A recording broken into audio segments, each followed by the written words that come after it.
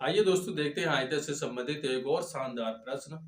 तो चलिए देखते हैं प्रश्न क्या कह रहा है। तो इसमें प्रश्न प्रश्न ये कह रहा है कि एक तांबे का गोला है जिसे क्या कर दिया जाता है खींच कर, जिसका व्यास है 18 सेंटीमीटर और जिसकी 4 मिलीमीटर व्यास वाले तार में क्या कर दिया जाता है, उसे ढाल दिया जाता है। तब उस तार की हमें लंबाई निकालनी है। कहने का मतलब ये है कि कोई गोला है, उसे क्या किया जाता है, पिघलाया जाता है। उसके बाद में उसे तार के रूप में बना दिया जाता है। तो वो तार कितना लंबा होगा, तो आइए करके देखते हैं कितना लंबा होगा।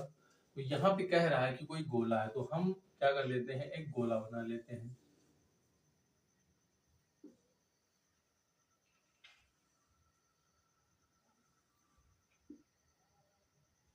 यहाँ पे इसका सेंटर है। तो गोले की जो गोले का जो व्यास है यहाँ पे, ये वाला भाग, वो है 18 सेंटीमीटर। तो हम मान लेते हैं इसका जो व्यास है वो क्या है, D1 is equal to 18 centimetre. तो D1 हमें पता है, तो हम यहाँ से क्या निकाल सकते हैं, इसका रेडियस निकाल सकते हैं। तो हम मान लेते हैं R1 इज इक्वल टू, यहाँ पे होता है R1, तो ये हो जाएगा D1/2। तो इसका जो मान होगा वो हो जाएगा 18/2।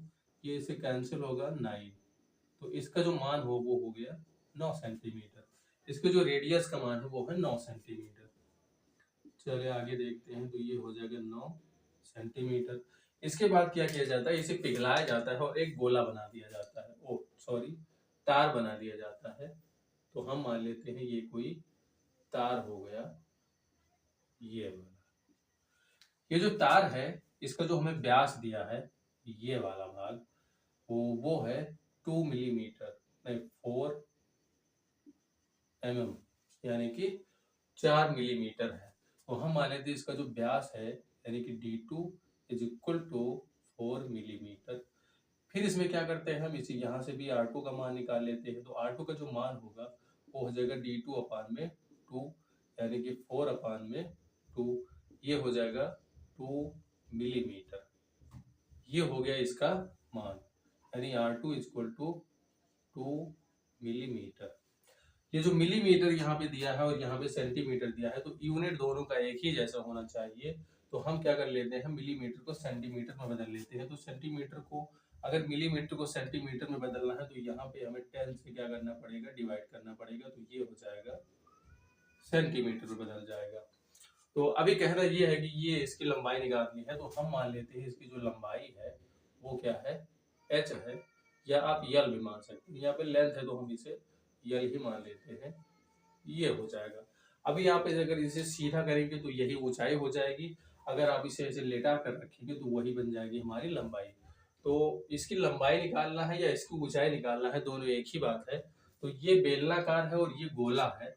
तो हम क्या करते हैं, हमें पता है कि यहाँ पे जो होता है गोले का आयतन, गोले का जो आयतन होता है, यहाँ पे जो गोले का आयतन होगा वो इस बेलनाकार तार के बराबर हो जाएगा। तो यहाँ पे हो जाएगा तार का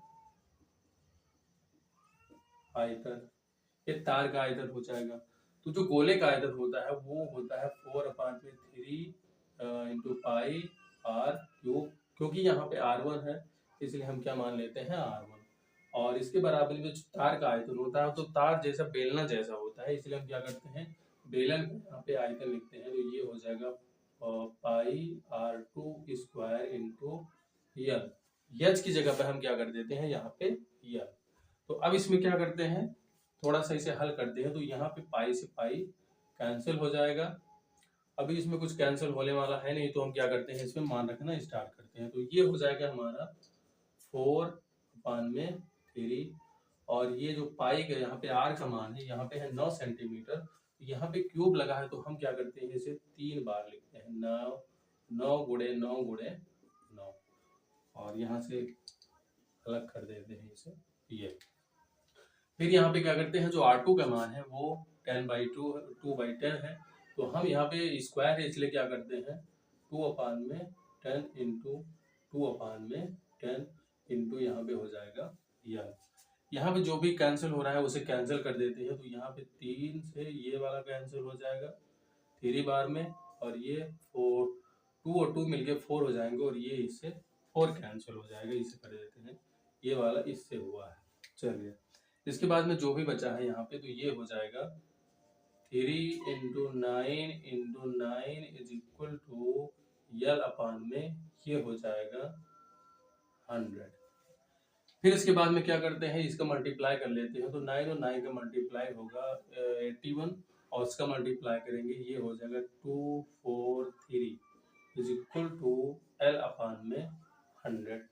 इसके बाद में क्रॉस मल्टीप्लाई कर देते हैं, तो ये हो जाएगा यल इज इक्वल टू, ये इसका मल्टीप्लाई हो जाएगा, ये हो जाएगा 4300 सेंटीमीटर। अगर हमें क्या करना है इसे, अगर इस हमें मीटर में बदलना हो तो सेंटीमीटर को मीटर में बदलने के लिए 100 से क्या करना पड़ता है, डिवाइड करना पड़ता है। तो ये हो जाएगा L इज इक्वल टू 100 से भी डिवाइड करेंगे तो जो दो जीरो जो है वो कैंसिल हो जाएंगे, तो इसका मान आ जाएगा 243 मीटर।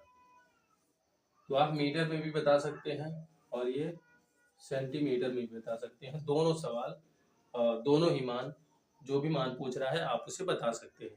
आई होप दोस्तों आपके समझ में जरूर आया होगा। अगर ये प्रश्न बोर्ड एग्जाम में आता है तो आप ऐसे ही सॉल्व करेंगे। Thank you.